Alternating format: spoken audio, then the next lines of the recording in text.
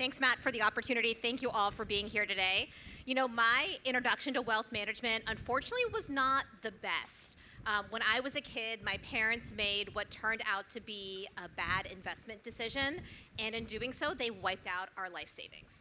And it's interesting because being in the industry now, I can look back on it and see that it was pretty textbook. You know, we were a struggling family. My parents are first-generation immigrants. They're really just looking to kind of save enough money to send me and my sister to college. And so an oil and gas investment, which was all the rage back in the 70s and 80s, was not necessarily the best fit, right? But you know what happens is, unfortunately, what still happens today, which is that we listen to people in our communities. And in their case, there was someone who was a part of their close community who gave them what turned out to be not so great advice. And so, you know, for me, it was such a clarifying experience as a kid because I knew a couple things. First of all, like, life got real all of a sudden, right? I figured out how you really stretch a dollar when you have to. But the bigger thing is I couldn't shake the idea that the whole situation was preventable. You know, there could have been something that happened differently that could have created a different financial outcome for my family.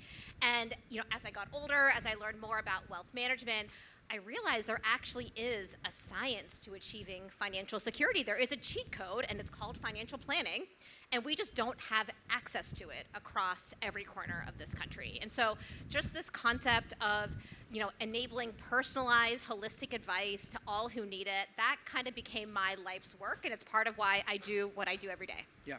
So you made a good point about financial planning and kind of holistic wealth management in general. And this is a trend, a statement we probably see on every single person's website here, what you guys provide as a service. But when we think about the next generation, right, you have to start to think about who are the people that you are putting in those roles to talk to the clients of today as well as the clients of tomorrow.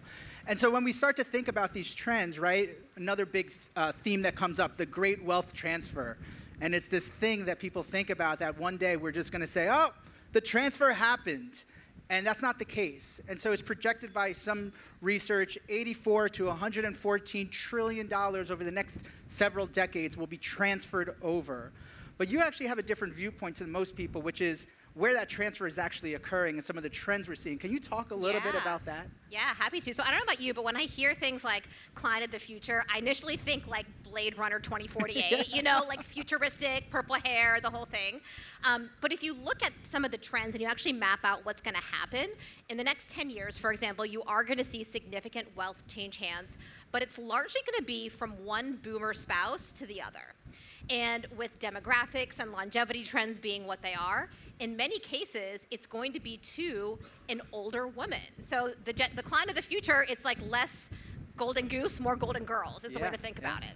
And I think it's super interesting for us as an industry to think about this because this idea of an older woman, it's not really a profile that we've intentionally solved for. And I think to your point, Matt, like there's a lot of things that we can and should do differently to appeal not just to kind of this next holder of wealth, who, by the way, with longevity trends being what they are probably going to hold on to this wealth for several decades, but as well as kind of their larger family that likely is going to be a part of the equation as well. Yeah, it's interesting because like most articles you read, it's like, maybe I should get a TikTok account. How do I create YouTube shorts? And the reality is, as you made the reference to Fresh Prince, which I really love, is we need to start building for Aunt Viv, not Carlton, right? Can we talk about French Prince now? Yes, please, let's go into it. I'm super excited. Okay, so, and thank you, by the way, because I realize we're in Miami, and so it's fun to be able to make a Will Smith reference, because he did welcome us to Miami all those years ago. So who here has seen The Fresh Prince of Bel-Air? Anyone? Yeah, all right. If you haven't, leave, please. All right, so I want to talk about Aunt Viv. So Aunt Viv is, for folks who haven't seen the show, she's the matriarch of the Banks family, right? And on the show, Uncle Phil, who's her spouse, Uncle Phil and Aunt Viv have fairly traditional gender roles, right? So Uncle Phil is the primary breadwinner, financial decision maker. Aunt Viv spends more time with the family. They're a fairly well-to-do family, right? So you imagine they've accumulated some wealth. And on the show, there's more than one storyline about Uncle Phil's like not maybe taking the best care of his health, right? So it's not a crazy idea to think at some point Aunt Viv is going to inherit the wealth, probably in her 60s, and then she's going to hold on to that for a couple of decades. And so then that begs the question of, okay, like how do you solve for Aunt Viv? And so a couple thoughts come to mind, and maybe I would love to hear your thoughts as well, Matt, about this, Matt. Like, I think first of all, if you put yourself in the shoes of Aunt Viv and kind of the wealth manager who's trying to support her, like she's got a really complex family dynamic to think through, right? So versus Uncle Phil, who might have just wanted to make some decisions unilaterally, Aunt Viv has got kids, adult children, with 20 years between the oldest, Carlton, and the youngest, Nikki. Yes, I did make a family tree prepping for this. That was really fun. And then she's also got her sister, who she's really close to, and her nephew, Will Smith's character, who is kind of like another child to her, right? So think about, there's at least 6, if not more people that, you know, her wealth advisor is going to have to really think about in terms of her estate plan, but also incorporate into the decision making as well, right? Like, talk about a lot of complexity.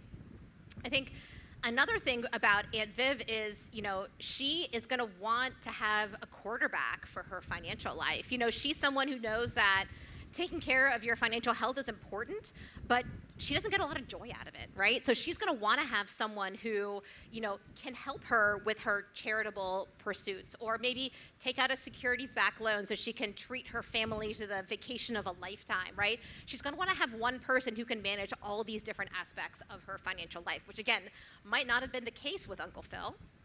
And then last thought here is that she's going to want a little bit of sizzle. You know, Aunt Viv, she goes to the Bel Air tennis club, the golf club, right?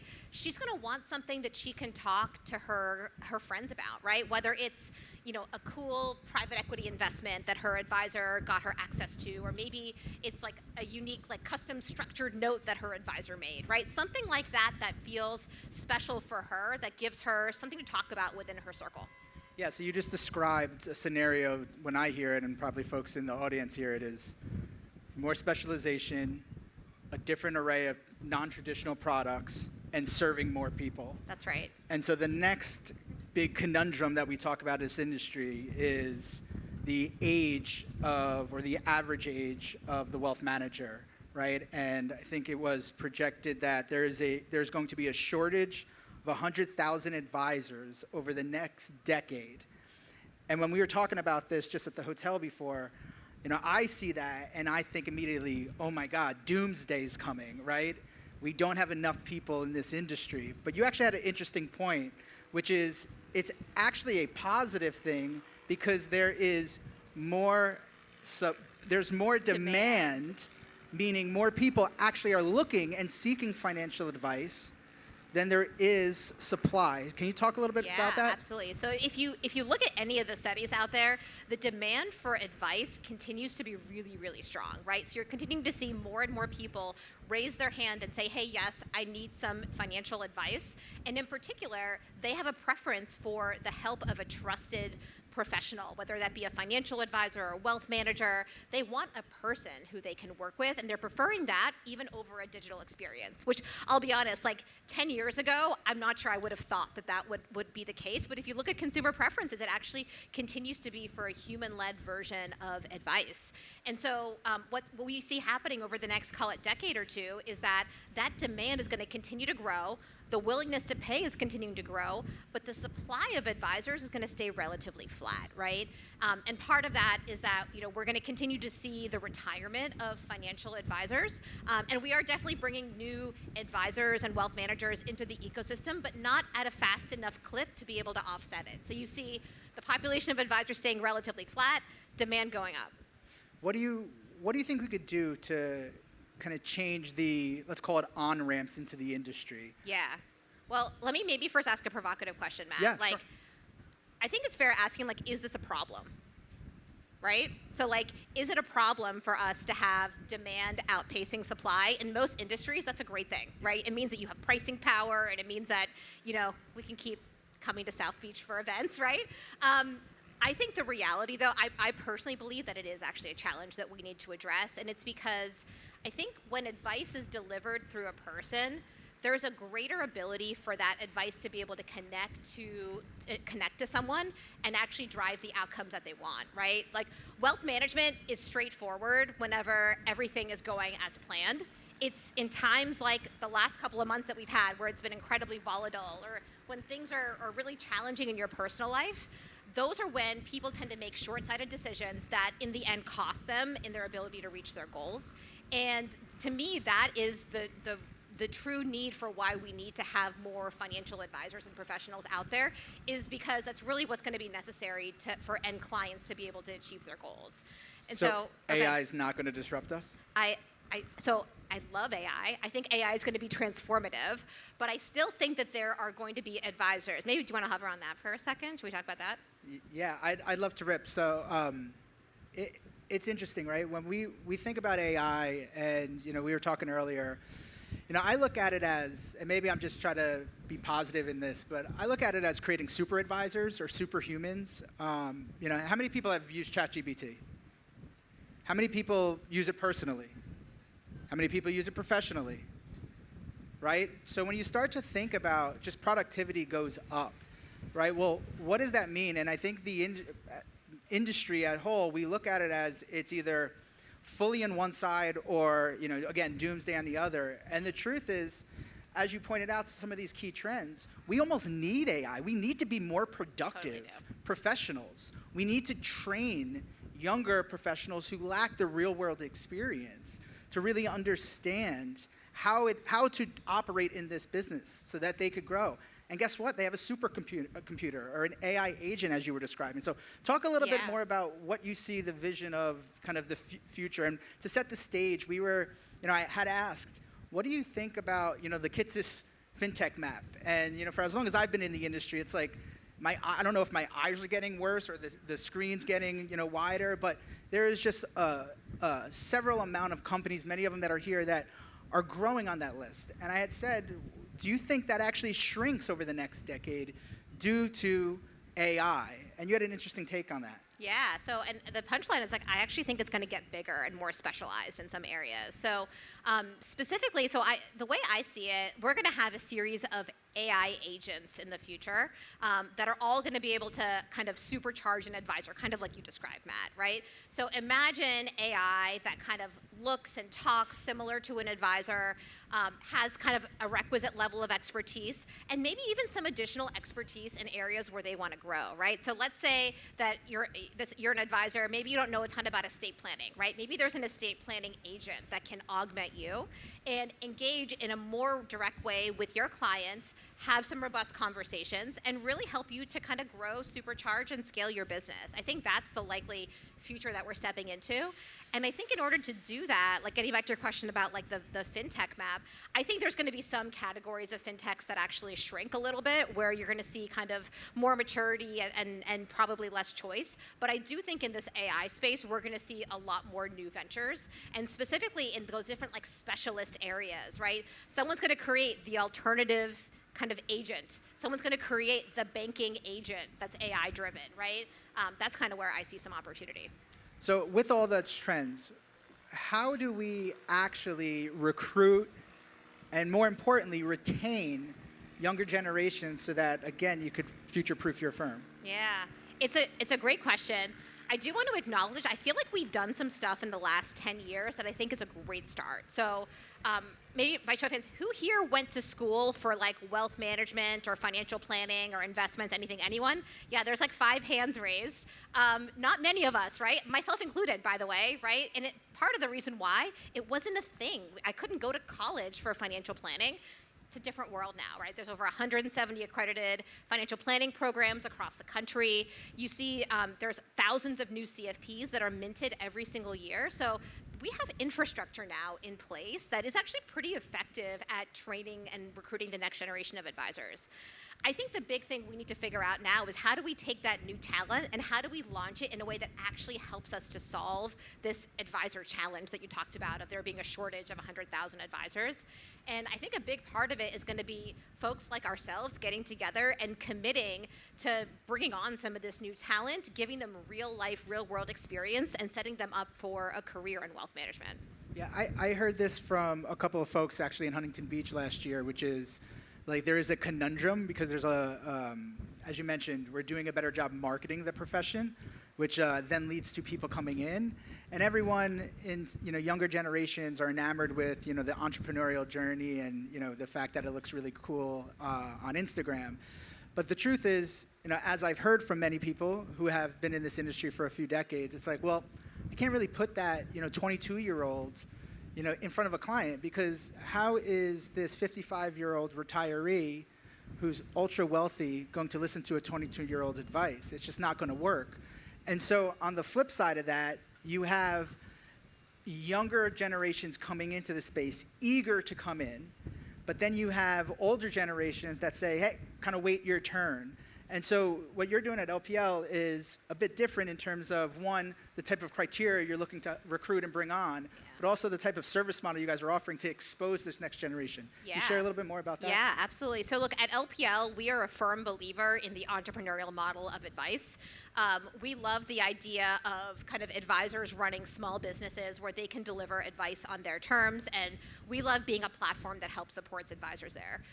But to your point, like, we have a real need to kind of solve for this talent challenge, and it's tough to be someone brand new to the industry and kind of start up your own business. And so we're doing a lot of things, but one of the things that we think is going to be really impactful is, we think it's important for advisors, even if you run a small business, to have access to all the different specialized expertise that you need to run the successful wealth business of the future. And so that means being able to augment, call it your, one or two employees with an outsourced chief investment officer or an outsourced paraplanner or an outsourced marketing expert.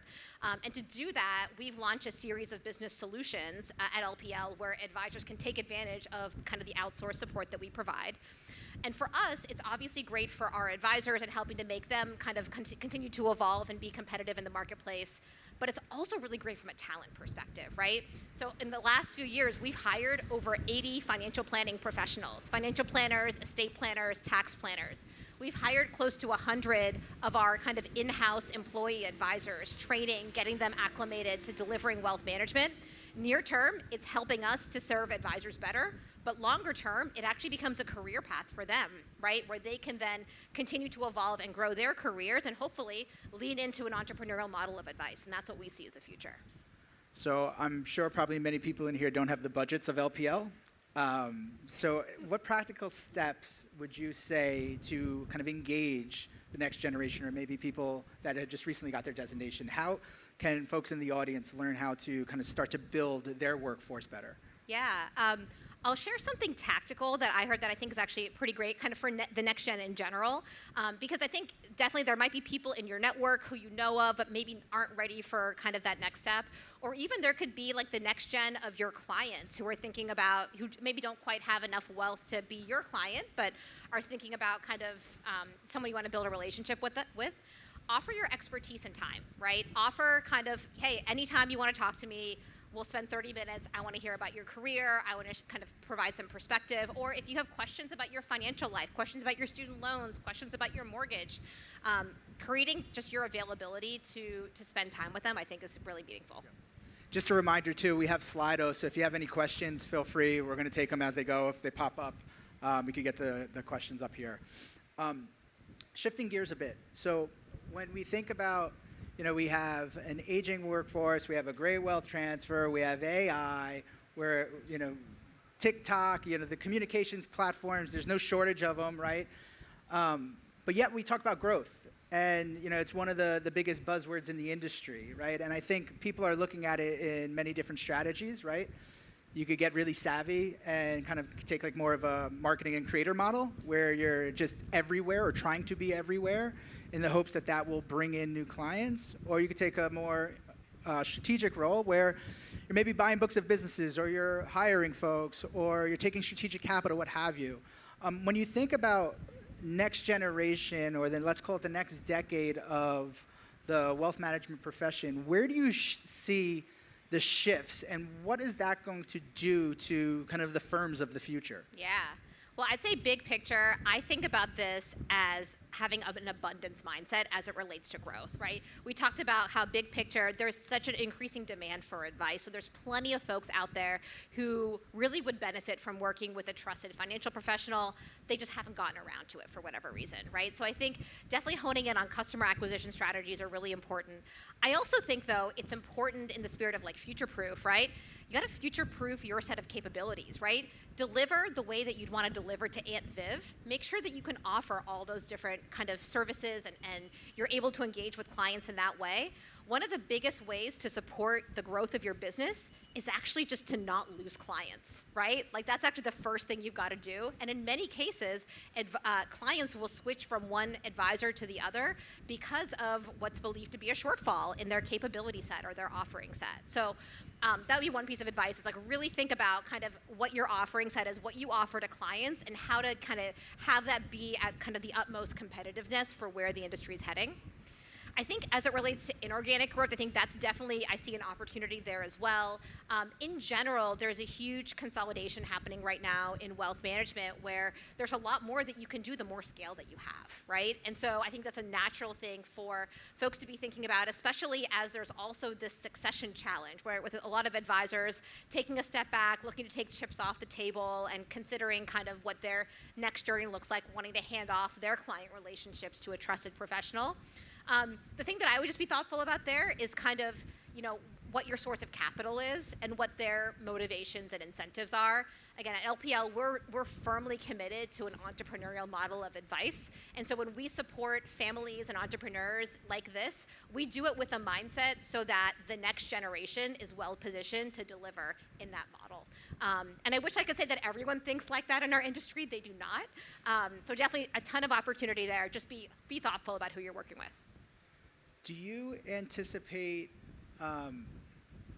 more firms being created over the next decade? Because you mentioned consolidation, and I always find it interesting because yes, there is a lot of activity, and consolidation tends to have a negative view towards it.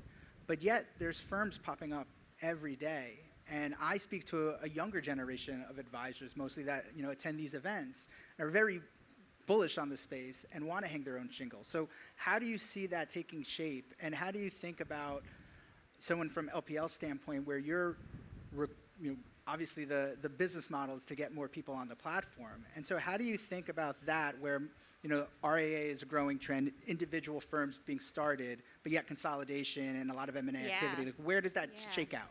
Well, I think the really cool thing about new firms in our space is that they're coming forward with a brand new value proposition, right? In many cases, again, being able to bring a distinctive set of capabilities or services for clients, and I think that is really, really compelling. I think that type of like a new strategy, but paired with consolidation can be a great way of acquiring clients, right? So think about it. If you lean into this consolidation trend, you can acquire clients, but then apply this like distinctive new novel wealth management model of the future. To me, that's kind of a home run. So I don't see those two things as conflicting. I actually think they could build off of one another. Do you look at, so you mentioned earlier, you said clients don't tend to stay with advisors, but yet you're saying you acquire clients. And so, thinking about generational shifts, right, and speaking to Aunt Viv, how do you actually build your workforce or the staff to provide full service, right? Specialization in terms of offering a modern client experience, right? Differentiated service model while also making money. Like, how would you suggest going about that? Like, what is the makeup of a perfect, firm that's launching? Yeah, so I say there's three big things that I would think about. One you kind of alluded to is a tech stack, right? You want to have a great platform that can be flexible and nimble and meet your clients not just where they are today, but where you expect them to be 5-10 years from now. So I think that's got to be a big piece of it. I do think this idea of specialization is really important. So as the scope of advice continues to expand, you're going to want to have resources at your fingertips to help you execute on a wide range of client needs. And you don't always have to have those resources in-house yourself. You could partner with centers of influence. You could partner, again, with a firm like LPL. But make sure that you have resident expertise that you can tap into quickly and effectively when you need it to expand the scope of your advice. The last thing I would just think about is how to have your teams really connect with all the different evolving personas of your client of the future. So in the case of Aunt Viv, like maybe you can have a great relationship with Aunt Viv, but who's going to have a relationship with Nikki? Who's going to have a relationship with like Aunt Viv's sister? Who's Nikki? Right? Nikki was the baby. So Nikki was the baby who was born on like I think third or fourth season of the show. Anyone? Right? Did you just rewatch this? So that's why it's so relevant. I basically did. It was really fun. Hey, we're up on time. Last question Yeah. for you. Shoot. So we have about 75 students in the audience, all looking to jump into this industry. Give them a piece of advice. All right. Let me first just say you picked an awesome profession. There are few careers that I think are better poised for growth, where there's more opportunity to do good and also to make a great living at the same time. So kudos to you all. Big picture, I think that if we do what we say that we're going to do here and create the kind of change we've talked about, I think 25 years from now, you're going to see wealth management just standing up and playing a different role in society. I think you're going to hear about wealth managers in the same context as nurses or doctors, as people who are delivering a real societal good. It means we're going to have to change a lot of stuff, right? We're going to have to evolve maybe a little bit away from Wall Street towards Main Street, but I think that's all goodness, and it's going to lead towards better outcomes for everyone. Amazing. Well, thank you so much for your time. Thank Please you. give it up for Aneri. Thank you.